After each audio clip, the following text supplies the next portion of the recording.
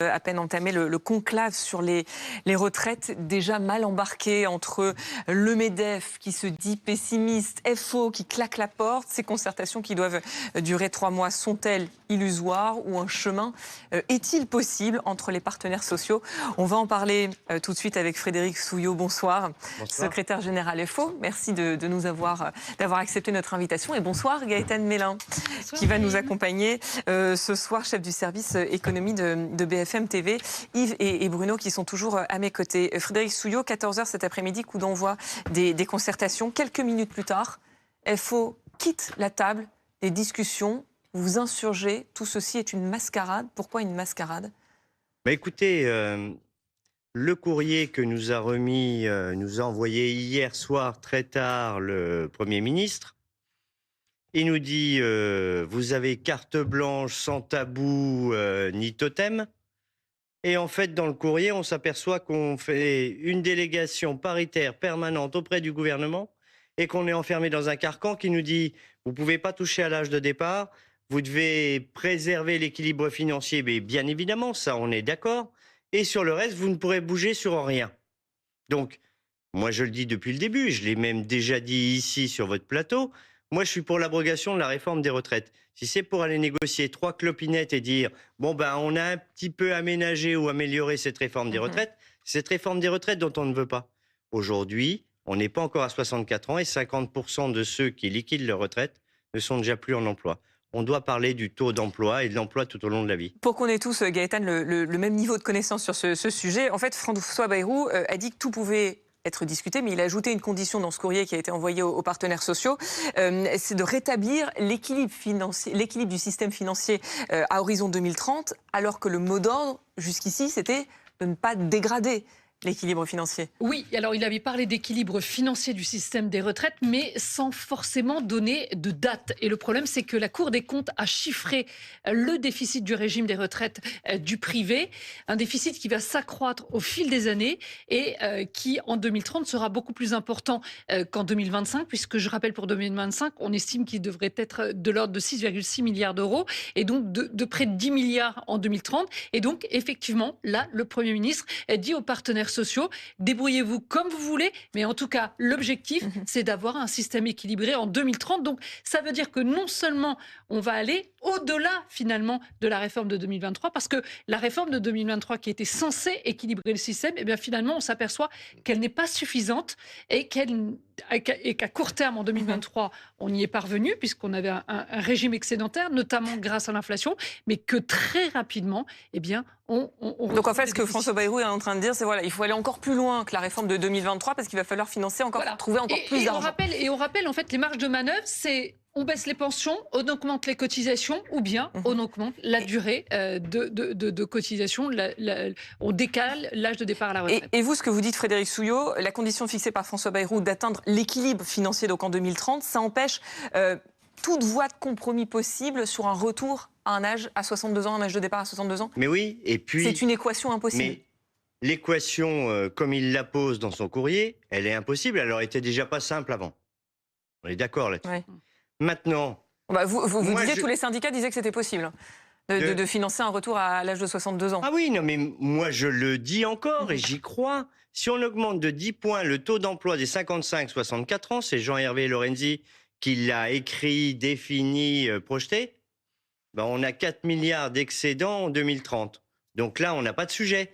Et on ne parle même pas du recul de l'âge de départ ni de l'allongement de la durée de cotisation. Si demain, mesdames, vous êtes payés autant que ces messieurs, c'est 6 milliards dans les caisses à la fin de l'année de cotisation. C'est-à-dire qu'on n'a plus de déficit sur le système des retraites. Donc, des sujets, c'est pas la baisse des pensions. Le MEDEF sur les cotisations, justement, là-dessus aussi, il y a un sujet, parce qu'ils ne veulent pas entendre parler d'une augmentation de cotisations, oui, et même ils veulent baisser les cotisations. Mais donc, le MEDEF, en premier, dit il faut l'égalité professionnelle entre les femmes et les hommes. Et moi, je lui dis, d'accord, Mais faites d'abord l'égalité salariale à travail égal, salaire égal. Alors attendez, on va revenir sur les pistes de financement possibles de notre système de retraite. Mais avant, j'aimerais quand même qu'on reparle de ce qui s'est passé ce matin.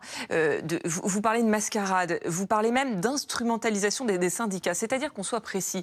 En fait, vous êtes en train de dire quoi? Vous êtes en train d'accuser François Bayrou d'avoir juste voulu sauver sa peau et éviter la censure du PS en proposant ce conclave qui en fait est une simple mise en scène, c'est ça? Alors, je ne sais pas ce que François... Moi, c'est ce que je comprends quand vous parlez d'instrumentalisation des syndicats. Et que vous faites référence à l'accord de censure, de non-censure avec le PS. Alors moi, je fais pas référence à l'accord de censure ou de non-censure. Pour le coup, quand il m'inscrit avec un badge délégation paritaire permanente auprès du gouvernement et du Parlement, je suis la seule organisation syndicale qui n'appelle jamais à voter pour l'un, et parfois ça fait sourire Yves Tréhard, ou contre l'autre.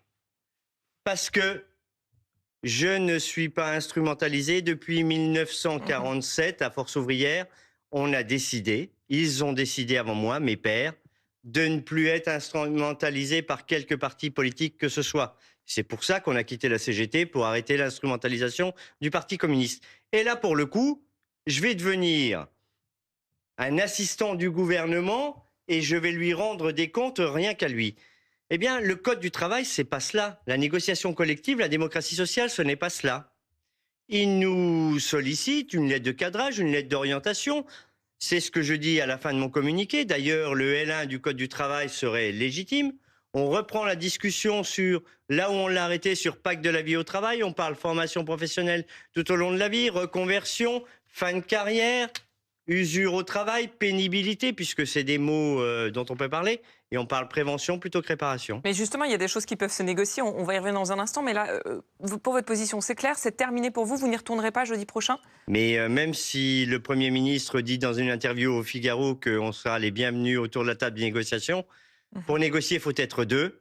Et là, il n'y a pas de négociation possible. Donc, ce n'est pas une négociation. Il fait une Alors, ça s'appelait conclave, ça s'est appelé concertation, maintenant ça s'appelle négociation. Ouais. On attend encore un petit peu dans les synonymes. On attend de voir l'évolution et ce sera peut-être référendum, puisque c'est une proposition qui a été faite par François Bayrou. Je vais vous demander votre avis dans un instant dans le Figaro. Mais avant, Bruno, c'est vrai quand François Bayrou disait voilà, aucun totem, aucun tabou, mais il fixe cette condition qui est de rétablir l'équilibre, d'atteindre l'équilibre financier en 2030.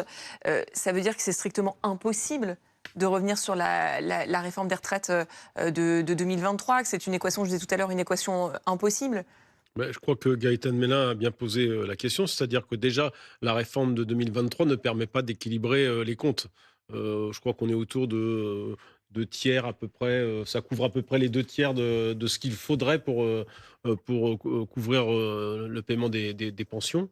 Donc la situation ne risque pas de s'améliorer, tant démographique, aucune donnée aujourd'hui ne permet d'imaginer qu'on puisse raisonnablement revenir à 62 ans.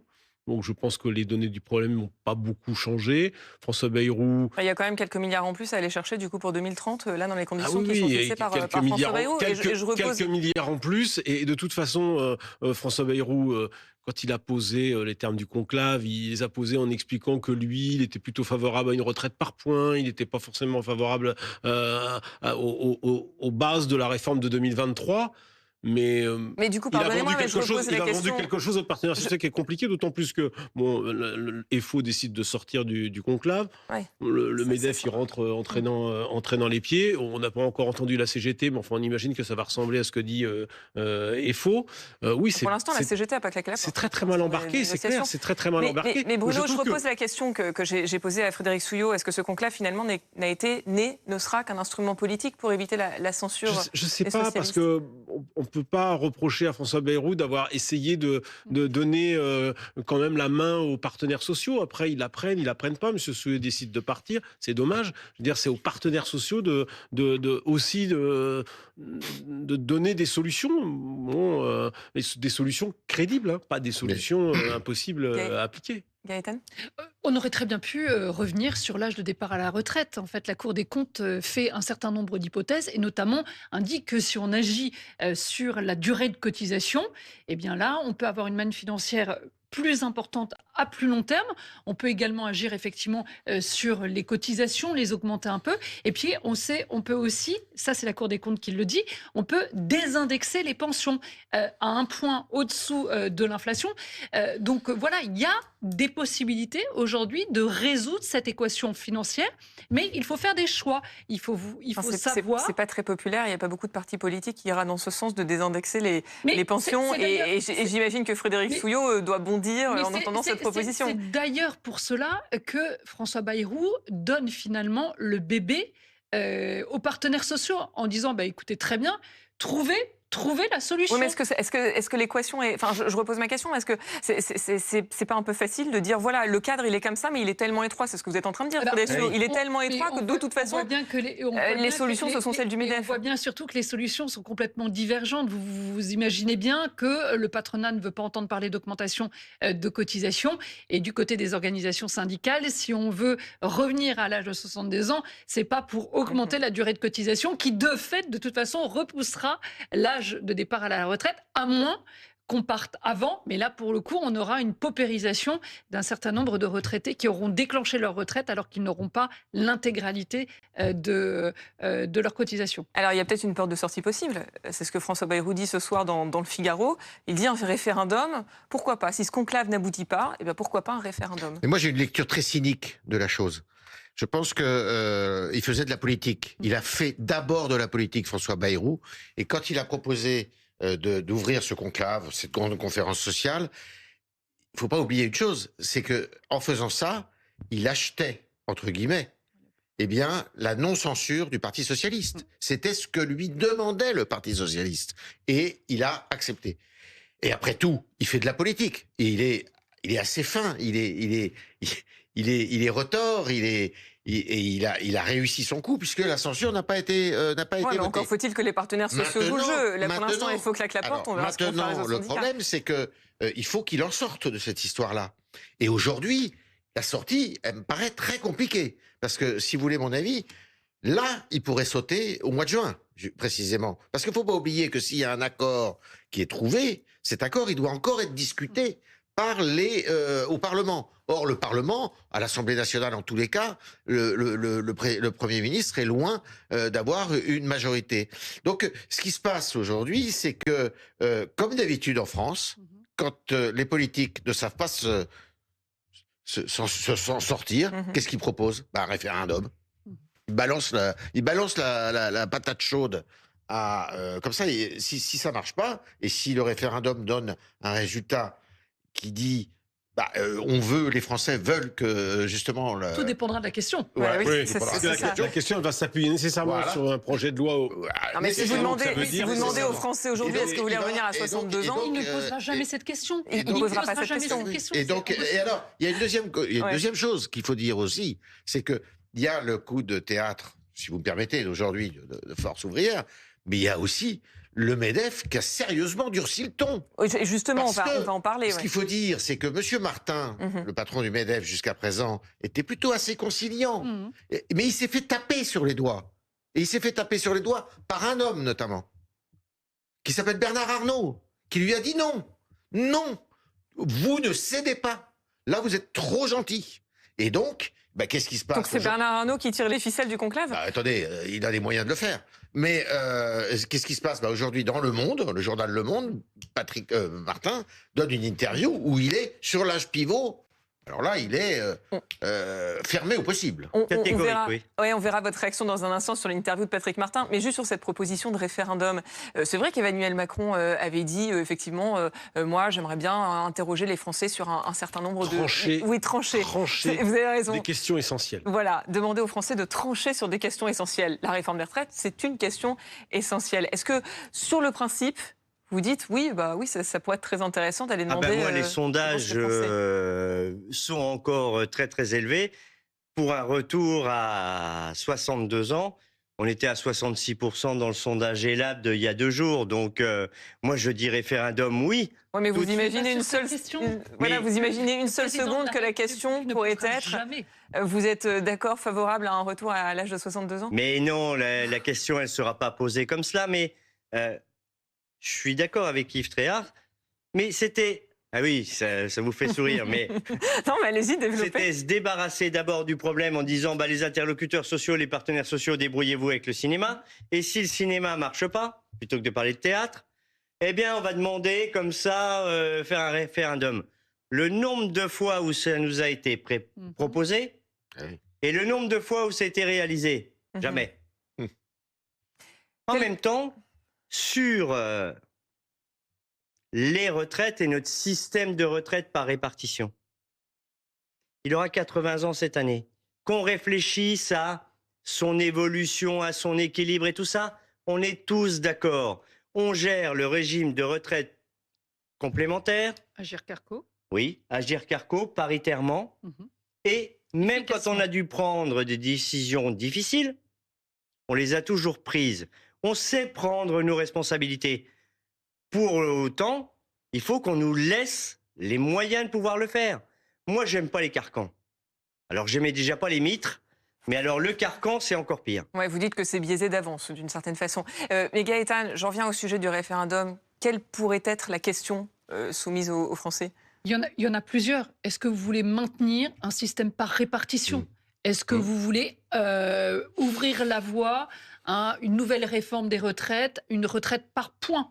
On sait que voilà, ça avait été évoqué, souvenez-vous, au début du mandat d'Emmanuel Macron, finalement ça avait été abandonné. Ça aurait peut-être été finalement la meilleure des solutions. Est-ce que... il y a tout un tas de questions. En tout cas, une chose est certaine, on ne peut pas rester avec un système où on va droit dans le mur. Donc, de toute façon, il va falloir faire quelque chose. On ne peut pas dire aux Français, on ne peut pas leur mentir, on ne peut pas leur dire que la retraite à 62 ans est possible dans le système actuel. Parce qu'on ne pourra pas le financer. Dans le système actuel. C'est-à-dire sans augmentation de cotisations, sans augmentation du travail des seniors, ce que les organisations syndicales proposent. Mais aujourd'hui, tel qu'il fonctionne, c'est pas possible. Ouais, mais le problème, c'est que les solutions qui sont proposées par les syndicats et par le patronat, c'est pas du tout, c'est radicalement différent on est radicalement opposés entre Patrick Martin et moi. Et typiquement, alors justement, juste sur Patrick Martin, et après je vous fais réagir, parce qu'il a donné une interview dans Le Monde, Yves faisait référence.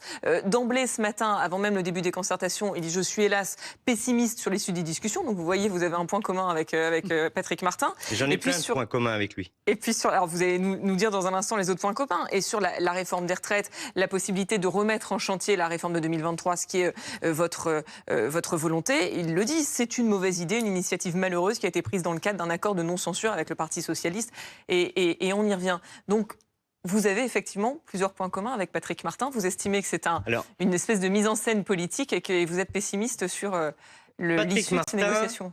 C'est comme moi que le cadre dans lequel on tente de nous emmener, il n'est pas possible pour trouver un accord. D'abord, ce ne sera pas un accord, ce sera un relevé de conclusion ou un relevé de décision des uns ou des autres. Donc on sait que légalement, pour nous qui avons l'habitude de négocier, on n'y arrivera pas. Mais on disait la même chose de nous, on était à l'opposé sur la négociation, sur l'emploi des seniors, et pourtant on l'a trouvé cet accord. Donc un accord est possible ? Oui, mais pas dans ce cadre-là. Pas. Pour négocier, il faut être deux. Qu'est-ce qui a chopé l'année dernière quand on a parlé pacte de la vie au travail? On n'était pas deux autour de la table, on était trois. Et les mariages à trois, ça ne marche pas. J'ai déjà essayé, je vous garantis, ça ne fonctionne pas. Le sujet, le gouvernement disait, si vous mettez retraite progressive, on ne sera pas d'accord, on ne va pas rejouer le match de la réforme des retraites. Et pour le coup, on a capoté sur pacte de la vie au travail, où là on parlait emploi, formation professionnelle, reconversion, aménagement de fin de carrière, pénibilité ou usure au travail et prévention. Eh bien là, on a la possibilité de pouvoir discuter tous ces points-là. Et si on doit parler de financement, quand le patron dit capitalisation ou une capitalisation supplémentaire, je dis, on n'est pas d'accord avec la capitalisation. On n'est pas d'accord avec un système de capitalisation. Pour autant, si on doit discuter de l'avenir de notre retraite par répartition, il va bien falloir qu'on se pose des bonnes questions au bon moment. Mais on nous disait déjà, quand François Mitterrand a passé la retraite à 60 ans, qu'en 1990, on était dans le mur et tout serait déficitaire et tout cela. Bon, eh bien, on est en Enfin là, 2020. vous avez le rapport de la Cour des comptes, pour le coup. Oui, on y mais est, quoi. 2023, même si c'était lié à l'inflation, personne ne parle de l'excédent budgétaire de ce moment-là, Mhm. ni des années où il y en a eu. On ne parle toujours que des déficits, Bah oui. jamais des excédents. Parce que devant nous, ce sont des déficits qui nous attendent et non pas un régime excédentaire. Eh bien, moi, je vous garantis, augmentons de 10 points le taux d'emploi des 55-64 ans, et on a signé un accord sur l'emploi des seniors. Pour ça, on a même mis la contrepartie de force ouvrière, le nouveau contrat de valorisation de l'expérience des 60 ans pour les demandeurs d'emploi, avec un maintien de leur pouvoir d'achat, avec une compensation de l'assurance chômage. Vous voyez, moi je l'ai fait, mon compromis, mon pas sur le sujet. Maintenant, quand je demande au gouvernement, et la transposition, c'est quand? On a signé en novembre, hein. C'était mission flash, il fallait négocier rapidement. On nous dit mai-juin. Bruno, moi quand j'entends Frédéric Souillot voilà, il faut qu'il quitte la table des négociations, Patrick Martin au niveau du MEDEF, pareil, qui dit de toute façon, moi je suis très pessimiste sur l'issue de ce conclave. Sur quoi ça peut déboucher?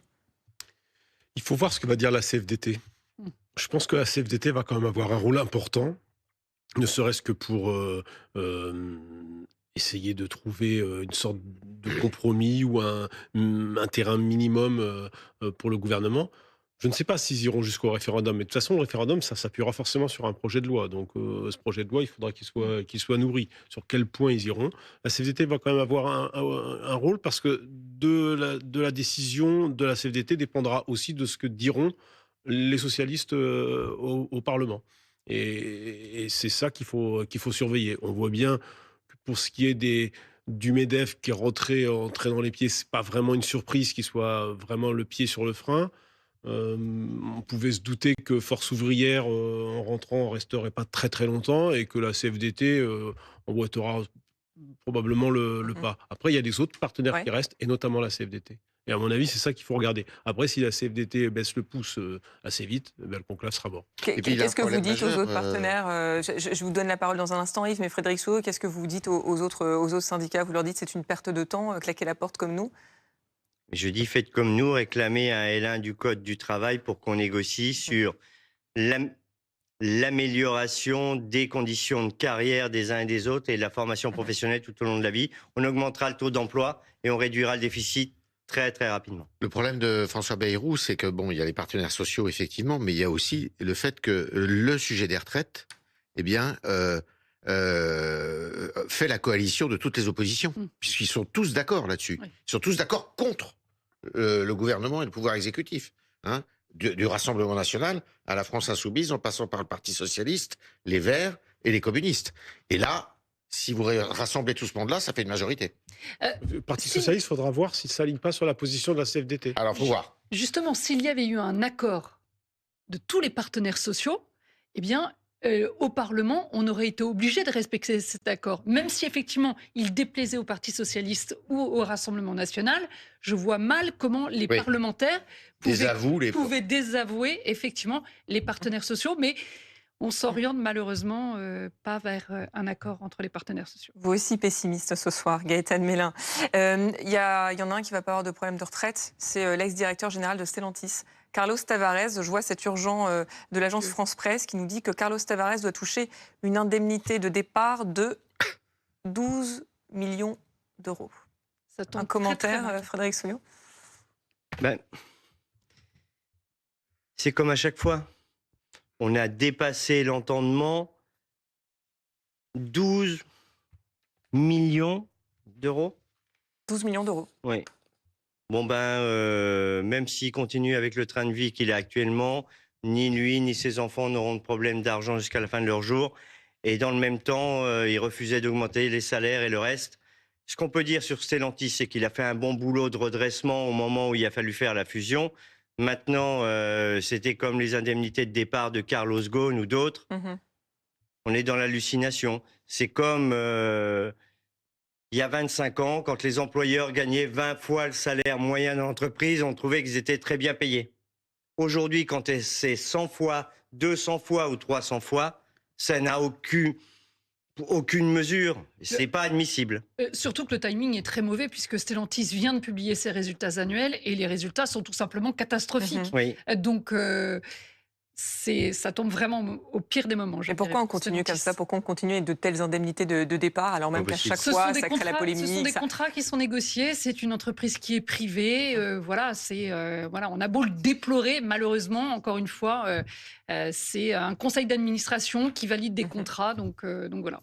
Merci Gaëtan Mélin, merci Frédéric Souhaut. Donc vous ne serez pas de retour jeudi prochain à la table des négociations du côté de FO. Non, mais je peux revenir vous voir. Avec grand plaisir. Avec grand plaisir, on verra ce que feront les autres syndicats. Merci beaucoup d'avoir été avec nous.